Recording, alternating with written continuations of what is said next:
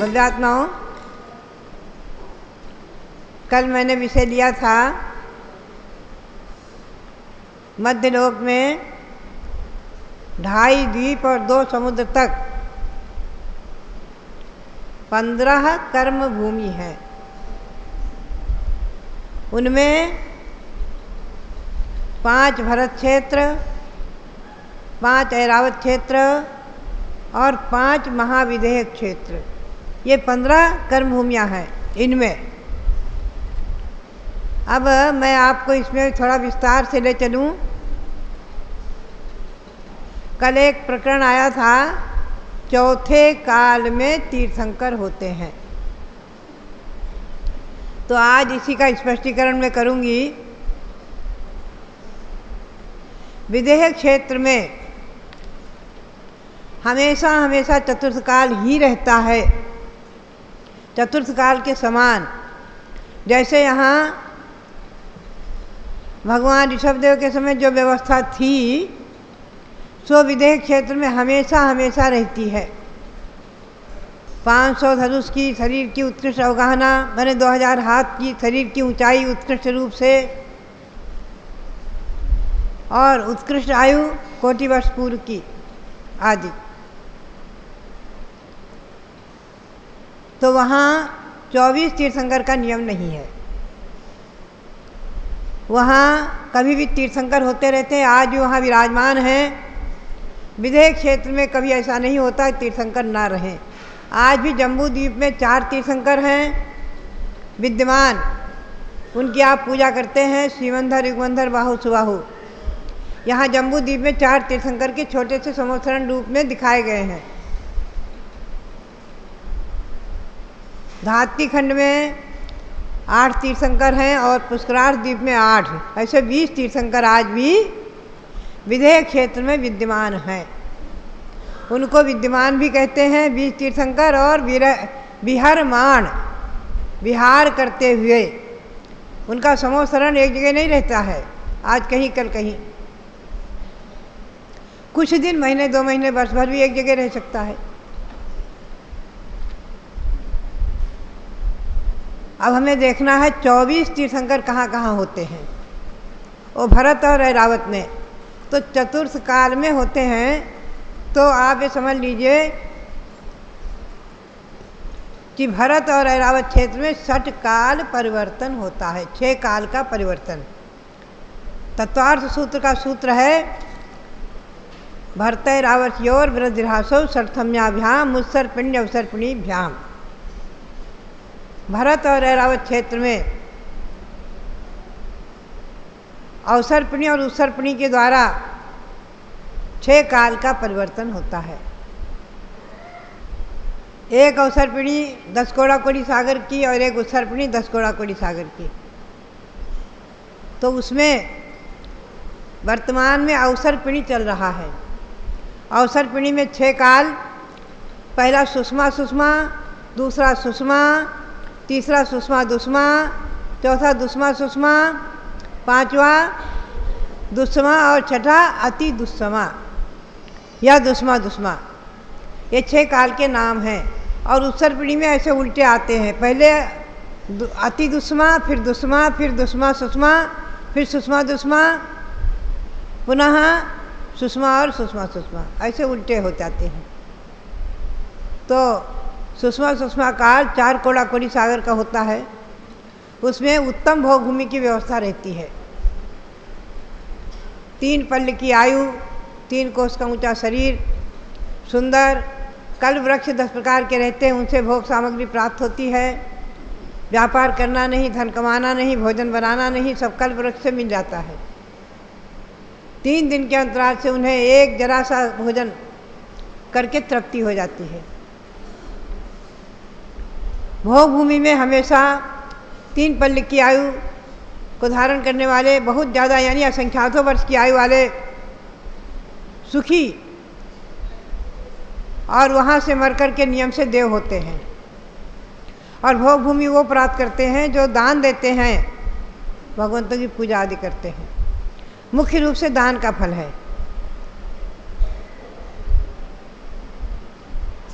दूसरा काल है सुषमा, वो 3 कोड़ा कोड़ी सागर का है। फिर सुषमा नाम का, फिर दूसरा सुषमा नाम का तीसरा काल आता है, वो 2 कोड़ा कोड़ी सागर का। फिर चौथा काल जो आता है, वो चौथा काल 42,000 वर्ष कम 1 कोड़ा कोड़ी सागर का, यह भी असंख्यातों वर्षों का है। सागर की व्याख्या फिर कभी आप शास्त्रों में पढ़ेंगे, सुनेंगे, बहुत बड़ी है। पंचम काल 21,000 वर्ष का, छठा काल 21,000 वर्ष का। भगवान महावीर के मोक्ष जाने के बाद 3 वर्ष 8.5 महीने बाद पंचम काल आया, और आज लगभग भगवान महावीर स्वामी को मोक्ष प्राप्त करके 2540 वर्ष हो चुके हैं। अभी पंचम काल के लगभग 2,500 वर्ष व्यतीत हुए हैं, 18,500 वर्ष बाकी हैं।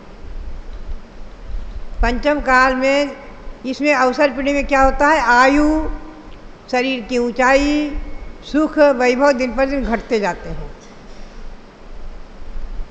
जो पंचम काल के आदि में सुख, शरीर की ऊंचाई और आयु आदि थी, उसे थोड़ा ह्रास हो रहा है, धीरे धीरे घटते घटते। आगे पंचम काल के बाद छठा काल आएगा, वो भी 21,000 वर्ष का है।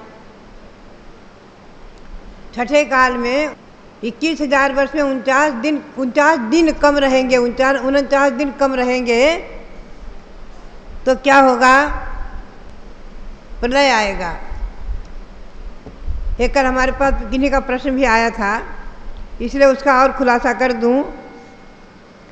49 दिन कम 21,000 वर्ष के बीत जाने पर सभी जीवों को भय उत्पन्न करने वाला महाप्रलय काल प्रस्तुत होता है। उस समय बहुत ही भयंकर, भीषण संवर्तक नाम की एक हवा चलती है, वायु चलती है, जो 7 दिन तक वृक्ष, पर्वत आदि को उखाड़ डालती है। बहुत अनर्थ होता है।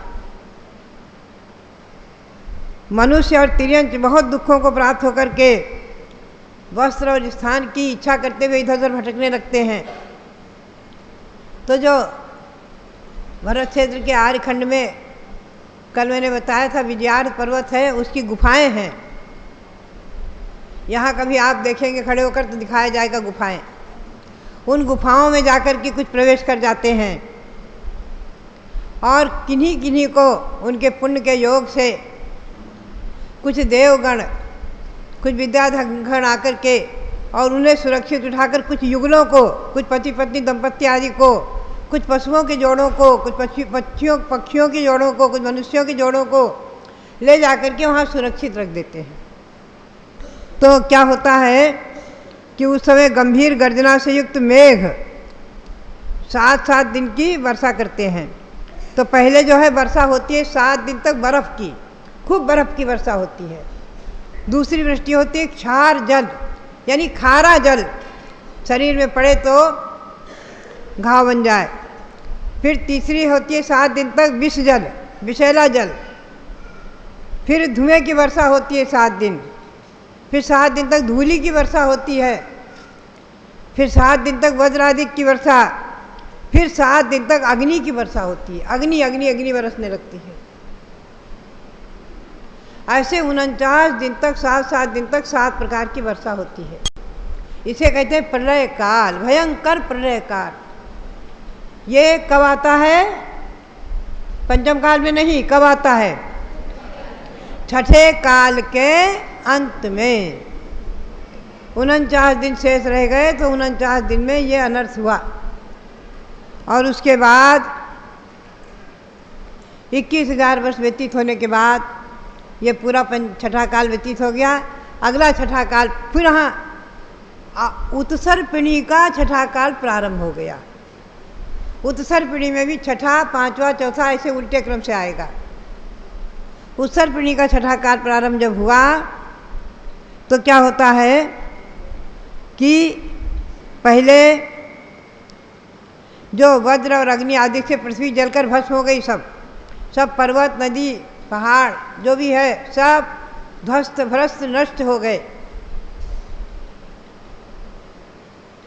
ये हुंडावत्सर्पिणी की दोष से हमारे आर्यखंड की पृथ्वी भी बहुत कुछ ऊंची उठ गई है, कहीं न कहीं वो सब बराबर जलकर राख हो गई, खाक हो गई।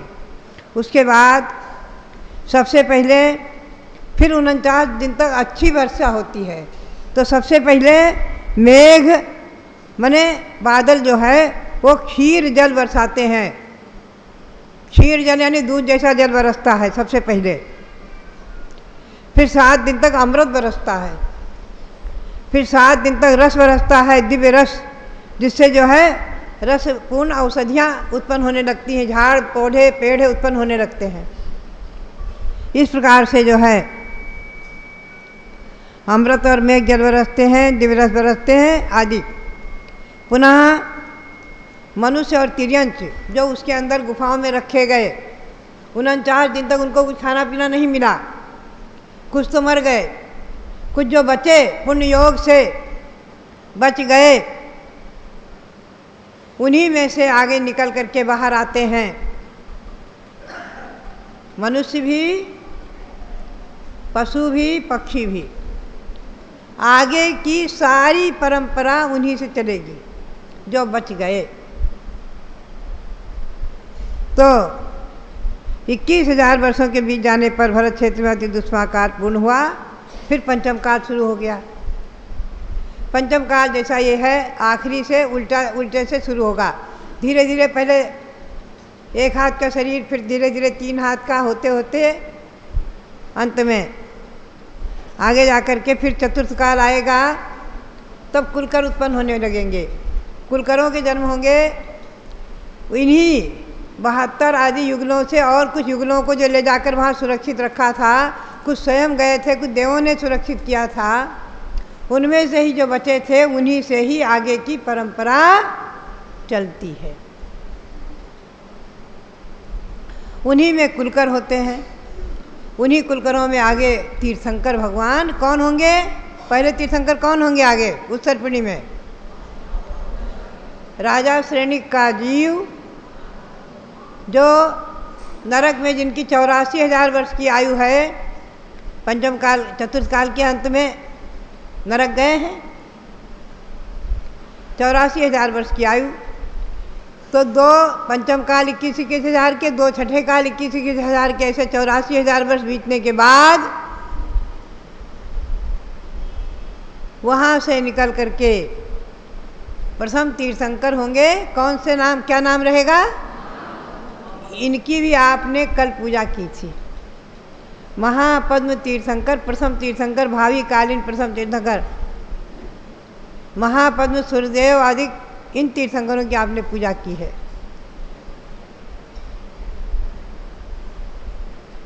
ये 24 तीर्थंकर होंगे। ऐसा ये काल परिवर्तन चलता है, 6 काल परिवर्तन। तो मैंने बताया ये भरत क्षेत्र की व्यवस्था ऐसे ही यहाँ जम्बूद्वीप में है, ऐसे ही ऐरावत क्षेत्र के आर्यखंड में यही व्यवस्था है। इसी प्रकार से वहाँ 6 काल परिवर्तन, वहाँ पर भी आज आपने ऐरावत क्षेत्र के भूतकालीन, वर्तमानकालीन, भविष्यकालीन तीर्थंकर भगवतों की पूजा की होगी। इस प्रकार से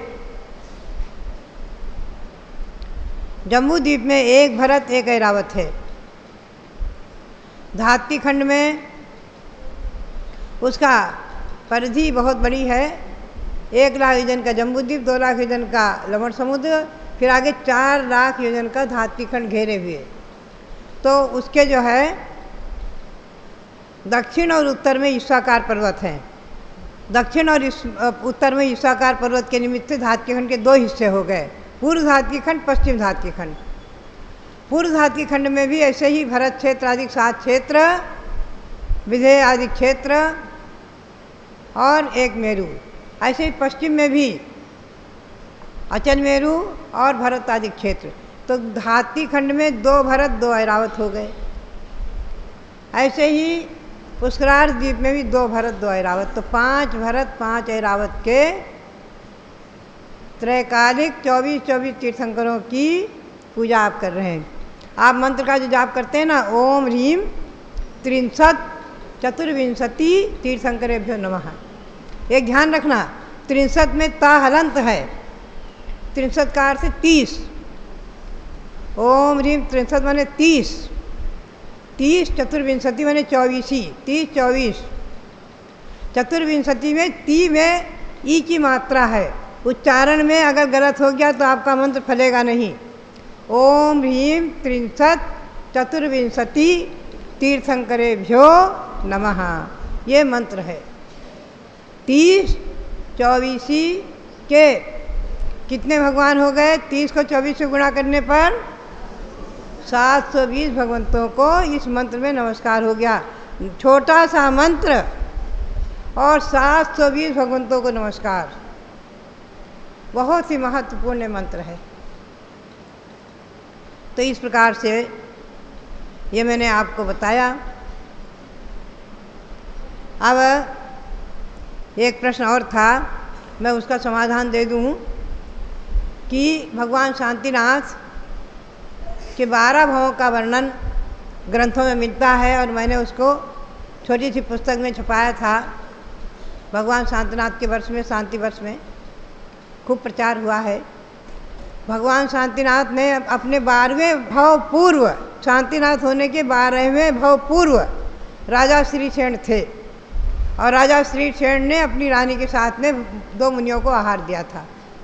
उस समय आहार का पुण्य तो महान था, भोग भूमि आदि को प्राप्त करते हुए परंपरा से वो 12वें भाव में तीर्थंकर हुए, लेकिन तीर्थंकर प्रकृति का बंध नहीं हुआ था।